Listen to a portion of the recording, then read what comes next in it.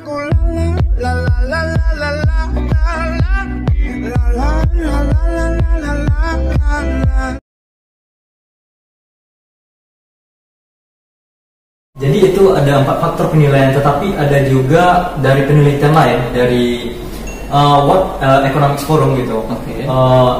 Hasil penelitiannya itu adalah bahwa indikator penting penilaian calon investor untuk melakukan investasi ke suatu negara itu adalah tingkat korupsi. Tingkat korupsi ya. Tingkat korupsi. Nah, kita ketahui sekarang polemik politik masalah pengaturan tentang korupsi ini begitu agak apa gitu, belum kondusif gitu kan. Nah, ini merupakan salah satu indikator penting.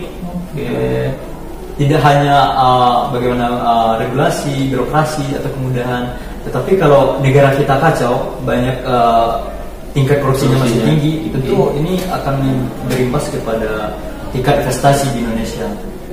Kepercayaan berarti ya, kepercayaan kita. Karena korupsi ini bakalan merugikan perusahaan, otomatis keuntungannya kecil dan dividen yang didapatkan oleh investor itu bakalan lebih sedikit.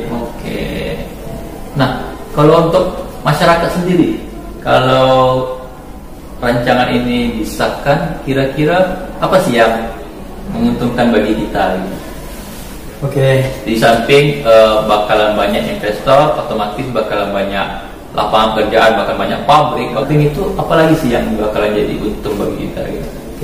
Sebenarnya pasti ada keuntungan untuk masyarakat. Otomatis dengan adanya peningkatan investasi gitu kan, otomatis lapangan pekerjaan itu akan semakin luas. Di dalam undang-undangnya itu ada pro kontra dalam regulasi tentang tenaga kerja. Job security-nya ada bermasalah di situ. Ada standar untuk si pekerjanya juga yang mungkin jadi bermasalah. Nah, itu dia hal yang bakalan menguntungkan atau pro kepada masyarakat. Di samping adanya lapangan pekerjaan lebih banyak, investor lebih banyak, dan juga regulasi yang dipermudah, justru bakalan ada nanti job security yang mungkin jadi PR kita bersama-sama seperti itu.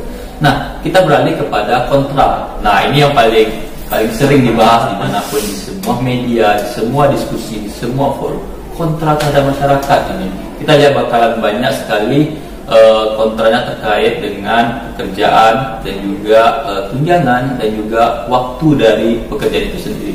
Nah, dari Robi sendiri, apa sih yang Robi lihat dari kontra terhadap masyarakat? Saya menilainya kontra kepada tenaga kerja. Jadi dari informasi yang saya dapat itu ada 6 yang ingin saya sampaikan. 6 yang kontra gitu. Yang pertama itu upah minimum dihapuskan karena diberlakukannya upah per jam. Nah, otomatis tenaga kerja yang bekerja kurang dari 40 jam karena di situ aturannya adalah minimal 40 jam.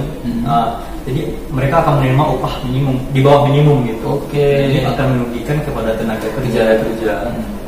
Yang selanjutnya yang kontra itu adalah mengenai tenaga kerja outsourcing atau tenaga kerja kontrak gitu.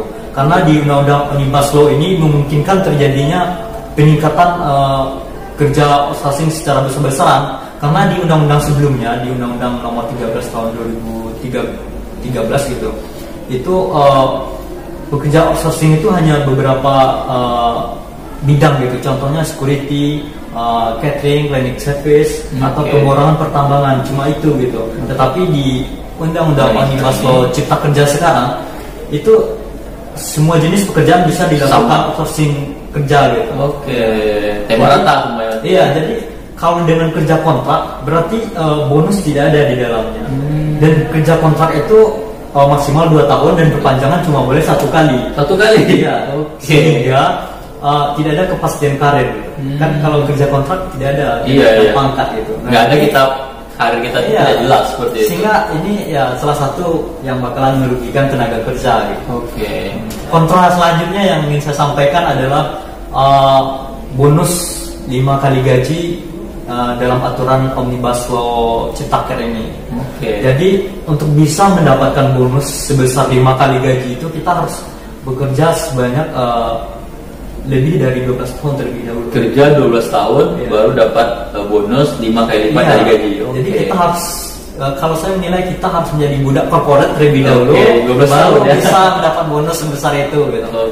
Di situ menyatakan bahwa kalau kita kerja dari 1 sampai 3 tahun, kita dapat 1 kali gaji bonus juga. Jadi yang kalau bekerja dari 3 tahun sampai ke 5 tahun itu mendapatkan gaji 2 kali bonus. 2 kali bonus. 2 kali gaji maksudnya. 2 kali gaji. Ya, mendapatkan bonus. Dari 5 sampai 9 tahun itu mendapatkan bonus sebanyak 3 kali gaji, dan dari 9 ke 12 4 kali gaji gitu. Nah, sangat lama waktu kita untuk mengabdi kepada pekerjaan dulu, baru kita bisa mendapatkan bonus itu. Selanjutnya itu mengenai pengaturan hari kerja dan waktu istirahat. Hari kerja dan waktu istirahat. Di undang-undang sebelumnya itu waktu kerja bisa 7 jam sehari dengan kerja 6 hari dalam 1 minggu, berarti 1 hari istirahat gitu.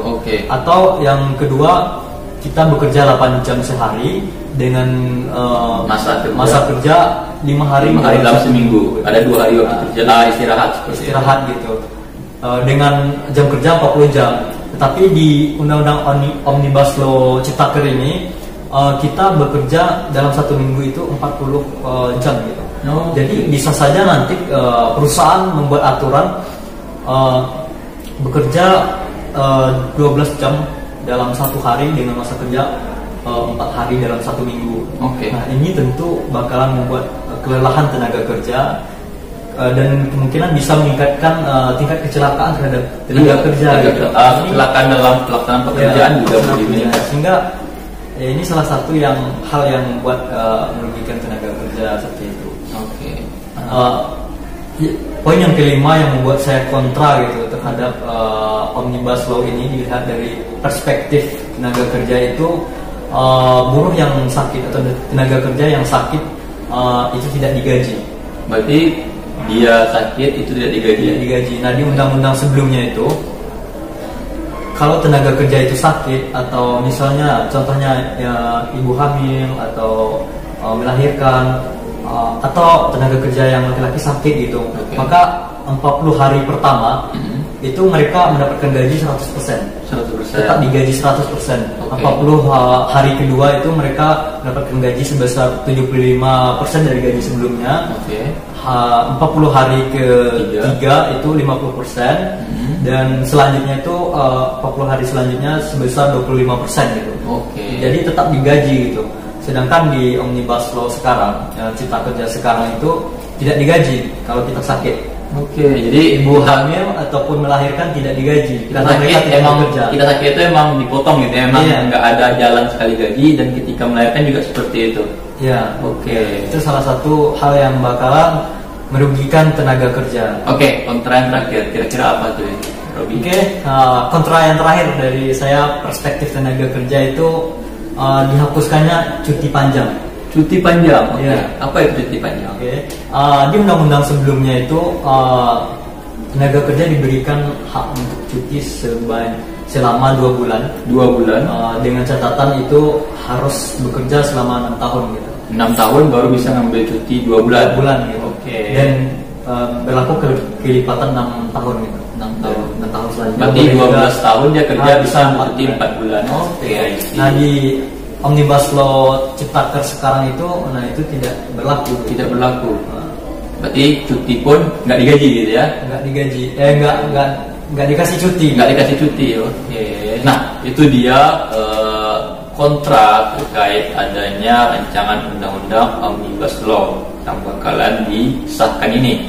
Nah, sekarang kita mau tanya nih, kira-kira ya lebih dari kasus ini, jikalau undang-undang ini tidak lolos prolegnas ataupun gagal seperti itu, kira-kira kerugiannya bagi negara apa? Terus bagi tenaga kerja itu sendiri apa?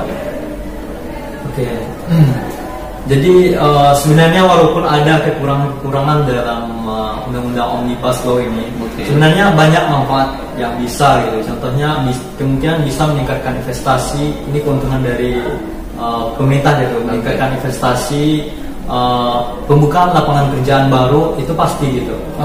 Kemungkinan gitu. Saya nggak berani mengatakan pasti, kemungkinan itu akan terjadi. Asumsi kita mengatakan seperti itu gitu ya. Tapi memang ada juga kerugian-kerugian yang berdampak kepada tenaga kerja. Contohnya yang saya paparkan tadi,